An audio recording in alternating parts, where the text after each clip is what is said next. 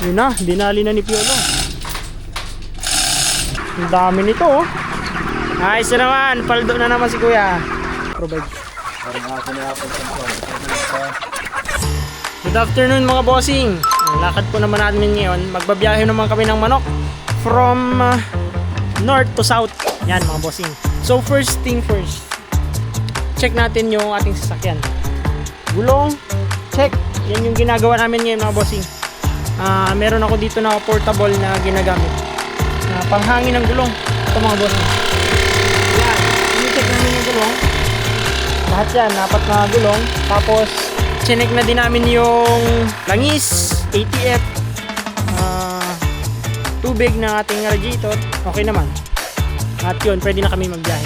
After nito mga bossing, kakarga na namin yung cage, pick up ng manok at dala dun sa ating market. Yun na, dinali na ni Piolo.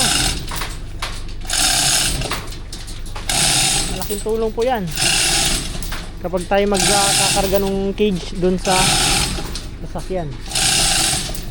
Medyo mabigat din to mga bossing. Mga 300 kilos din to. Purong bakal yan. Ayan oh, kasimple oh. Okay, sabay atras ko lang yung sasakyan. Yan mga bossing, kung makikita nyo, i-atras ko po doon sa main cage.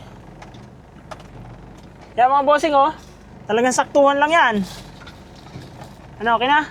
Kapag nakalusot na mga bossing dito sa ating mga lusutan, yan, pwede na natin yang pababain. Katulad nito. Okay, baba! Hop!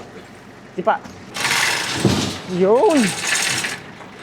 Napakalaking tulong nito mga bossing. Itong aming bahay ng cage. Inaangat lang ng chain block. Yan mga bossing. Kita nyo yan oh. Panibagong farm na naman ang pinuntahan natin. Dami mga pato at itik. Ang lalaki oh. Siyempre hako tayo ng manok mga bossing. Ito yung may-ari, yung pinsan ko. Ayan ah. Ang gandang bawasan, sambigla. Ang gagawin namin mga bossing, yan. Palagay kami ng division para mas mabilis maghuli. Ang dami nito oh. Ayos na naman, paldo na naman si Kuya. Talagang pawisan mga bossing kapag naguhuli ng manok. Ang lalaki ng manok, 37 days.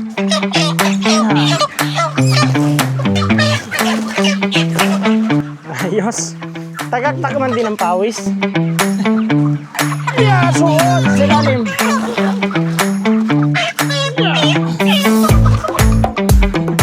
Daw nag-gym sa pawis. Ito may checkered oh. Ito mga bossing, checkered na broiler, special tong mga ganito, kaya ito hindi namin inasama agad.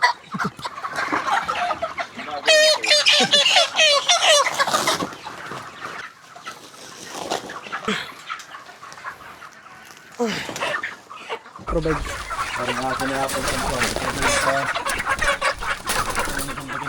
Tapos na mga bossing magkarga. Aray, nalaglag. Abaw, ito na nasabi mga bossing. Ito na ang inahin yan. Patinan nyo naman. Ay hindi lang wari 6 na kilo eh. Mas lagi pa sa pato. Pawisan man din ang yan pagkarga.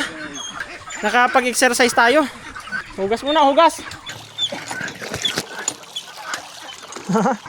Oh, yan. Yan ang view dyan oh, sa farm. Gulpingingan yan. Ano nga yan? Bingala.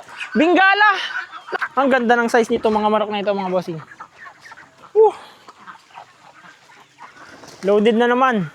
Mahigit 1 tonelada na naman laman ito. Ganito lang ang buhay sa farm. Tapos nasa katabi ng palayan. Ang sarap sa ganitong mga style ng pamumuhay. 30 minutes man dinilambot ka. Ayos. So, alis na kami mga bossing. Yun lang po. Follow na mga bossing.